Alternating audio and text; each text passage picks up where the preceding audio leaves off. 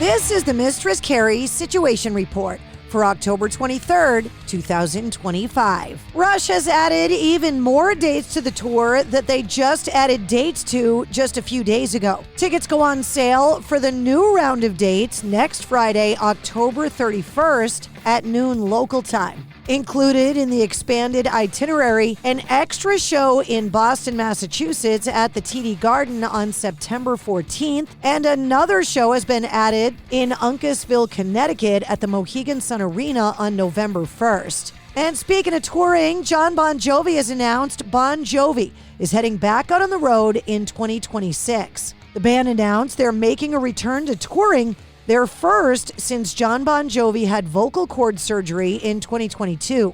The tour will kick off in July of 2026 with 4 dates at Madison Square Garden in New York City before they head to the UK and Ireland for the band's first show since 2019, including one at London's Wembley Stadium.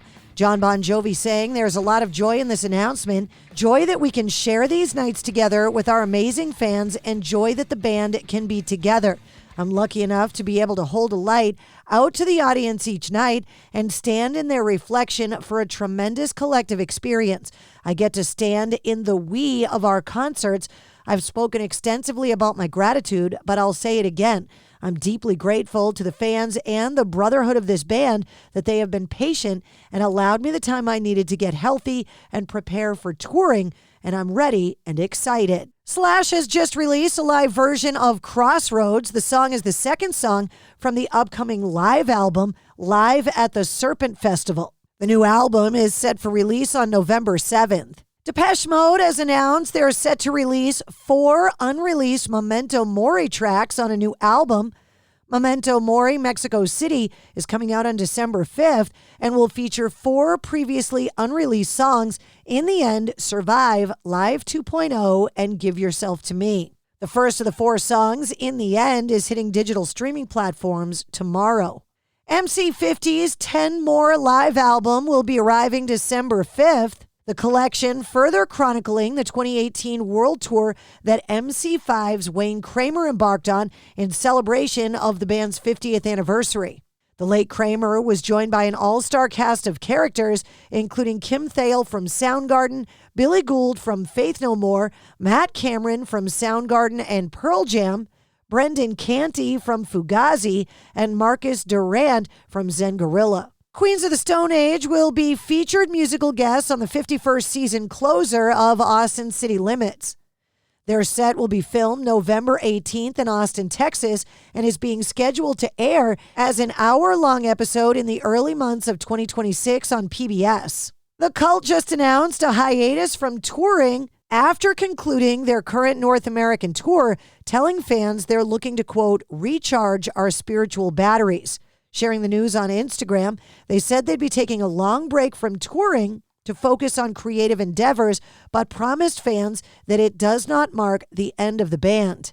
To mark the 40th anniversary of Back to the Future, Gibson has launched an exclusive ES345 guitar collection. Michael J. Fox as Marty McFly plays an ES345 cherry red guitar in one of the most iconic scenes. To honor it, Gibson has launched a range of special guitars, apparel, and accessories. The Back to the Future 1955 ES345 Collector's Edition is limited to just 88 guitars globally. The guitar costs $19,999. The 2025 Woody Guthrie Prize Celebration, hosted by the Woody Guthrie Center, brought together music legends and guests in Tulsa to honor the spirit of the folk icon. The recipient of the award this year was U2, represented by Bono and The Edge, who accepted the award and participated in an onstage conversation and then a 6-song surprise live performance. Bono and The Edge accepted the Woody Guthrie Prize on behalf of U2 for embodying the social conscious legacy of Woody Guthrie through music and message, saying, quote, Bob Dylan really did bring us to the place where the song was an instrument to open up worlds, and the world of Woody Guthrie I wouldn't have entered if not for Bob. Bono said, America is the greatest song still yet to be written. The poetry is there, but it's still being written. Don't imagine it will continue to be extraordinary on its own, that if you fell asleep and woke up in 20 years, the world would be fairer or freer. It won't. That's not the way that it works. Our favorite protest songs always had a sense of vision, something to aim for. You don't talk about the darkness, you make the light brighter. The Edge said, I believe music can actually change the mood of the room and actually shift a culture. Bad Omens are back with their latest single, Dying to Love. The single is accompanied by a dark and haunting video that's available on the band's YouTube. Bad Omens kicked off their latest chapter with Spectre, that has been the #1 rock song in the country for the last 2 weeks. And that's your sit rep. For more details on all the stories, check the links in the show notes of this episode. And don't forget to like, follow, share, and subscribe to the Mistress Carrie Podcast. New full-length episodes come out every Wednesday. Episode 281, featuring Art Alexakis from Everclear, is available now.